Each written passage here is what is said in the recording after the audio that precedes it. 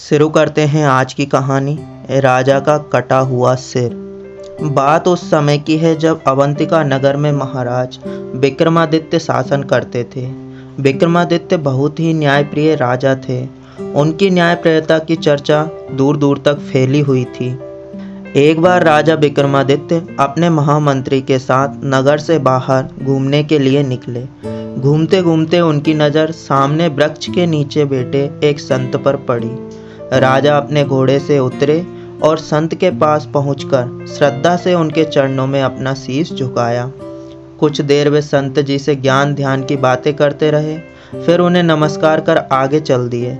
रास्ते में महामंत्री ने राजा से कहा, राजन, आपका इस तरह शीश झुकाना ठीक नहीं है, क्योंकि यह शीश बहुत मूल्यवान है। यह हमारे राज्य की प्रतिष्ठा का प्रतीक है। इस पर राज्य का ताज रखा हुआ है। महामंत्री की बात सुनकर राजा खामोश हो गए। कुछ दिनों बाद राजा ने मरे हुए कुछ पशुओं के शीश मंगवाए और अपने सेवकों से उन्हें बेच आने को कहा। महामंत्री को एक आदमी की खोपड़ी मंगवा कर दी और उसे भी उस खोपड़ी को बेचने का आदेश दिया। पशुओं के शीश तो साज सज्जा के कारण सहज ही बिक गए, किंतु आदमी की खोपड़ी को कौन खरीदता? वह नहीं बिकी।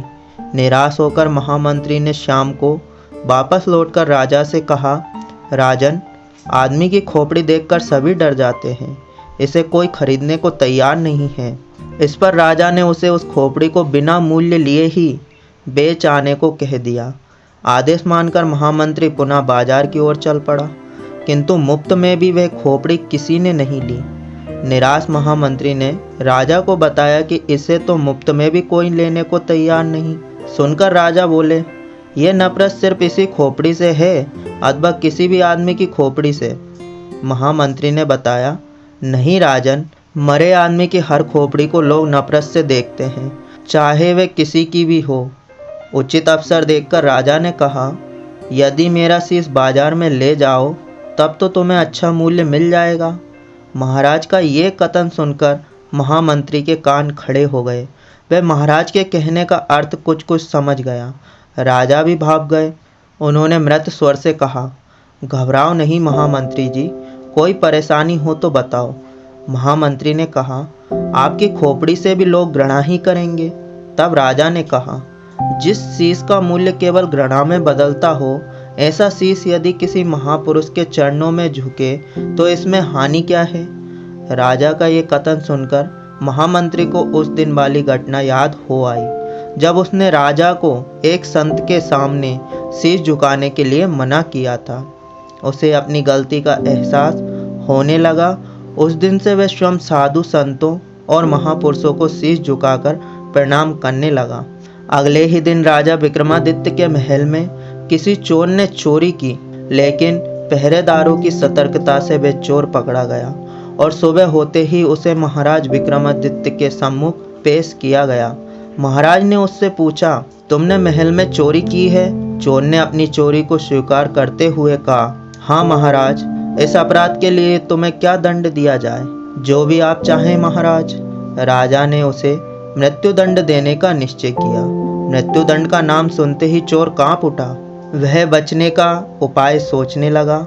फिर जब सुरक्षा प्रहरी उसे लेकर चलने लगे तो उसने जोर से चिल्लाकर कहा, ठहरिए महाराज, मुझे दंड देने से पहले आप मेरी एक बात सुन लीजिए। राजा ने पूछा, कौन सी बात?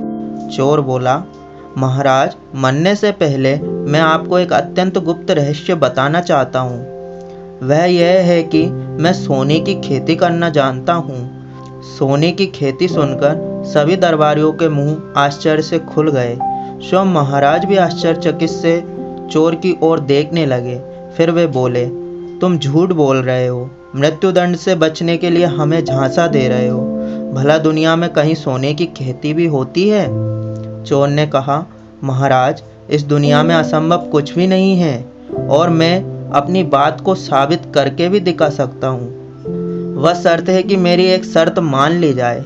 कौन सी शर्त?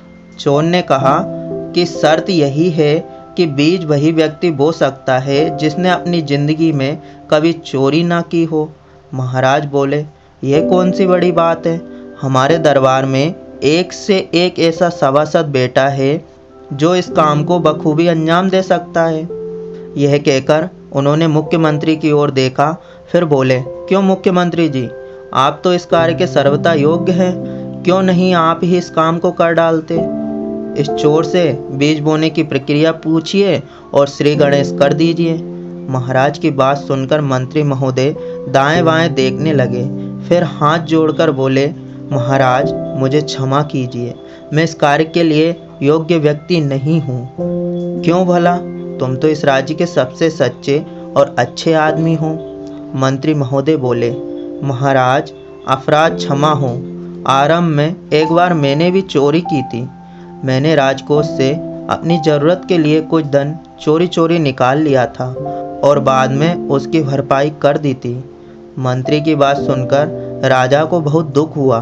कुछ देर तक सोचने के बाद फिर उन्होंने धर्माधिकारी से पूछा, धर्माधिकारी जी, आप ही बीजों को बोने के लिए उपयुक्त रहेंगे, अब आप ही यह काम कीजिए। महाराज की बात सुनकर धर्माधिकारी उठकर खड़े हो गए और हाथ जोड़कर बोले, महाराज मैं भी इस कार्य को करने में असमर्थ हूँ। क्यों भला, आप क्यों असमर्थ हैं? आप तो धर्म के ज्ञाता हैं, आप क्यों इनकार करते हैं? धर्माधिकारी बोले, महाराज चोरी तो मैंने भी की है। बचपन में मैं कभी कभी भगवान को भोग लगाने वाले लड्डू चोरी करके खा लिया करता था। यह सुनकर राजा का मन वितृष्णा से भर उठा। वे बहुत देर तक सोचते रहे। उन्हें इस प्रकार खामोश देखकर चोर ने कहा, क्षमा करें महाराज, आप स्वयं ही चलकर अपने हाथों से सोने के बीज खेतों में डालें। महाराज चोर की बात सुनकर चक्कर में पड़ गए। फिर वे बोले, मैं भी इस योग्य नहीं हूँ कि सोने के बीज बो सकूँ, क्योंकि एक तरह से देखा जाए तो मैं भी चोर हूँ। मैं प्रजा से कर इकट्ठा करके उसे अपने ऐशो आराम पर खर्च करता रहा हूँ। इस प्रकार तो यह भी एक प्रकार की चोरी ही हुई। इतना कहकर राजा सिंहासन पर बैठ गए। अब तो चोर का साहस बढ़ गया।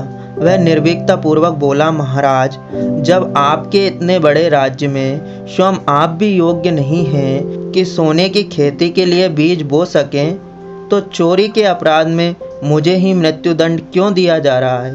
यह सुनकर राजा ने कहा, ठीक कहते हो तुम, हम तुम्हें चोरी के अपराध से मुक्त करते हैं, क्योंकि न्याय सबके लिए बराबर है। इस प्रकार अपने बुद्धि चातुर्य से वह चोर सजा पाने से बच गया।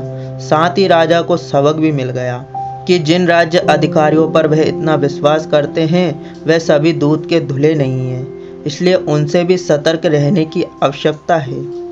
उस दिन से राजा विक्रमादित्य ने सभी मंत्रालयों का लेखा जोखा स्वयं ही देखना आरंभ कर दिया। धन्यवाद।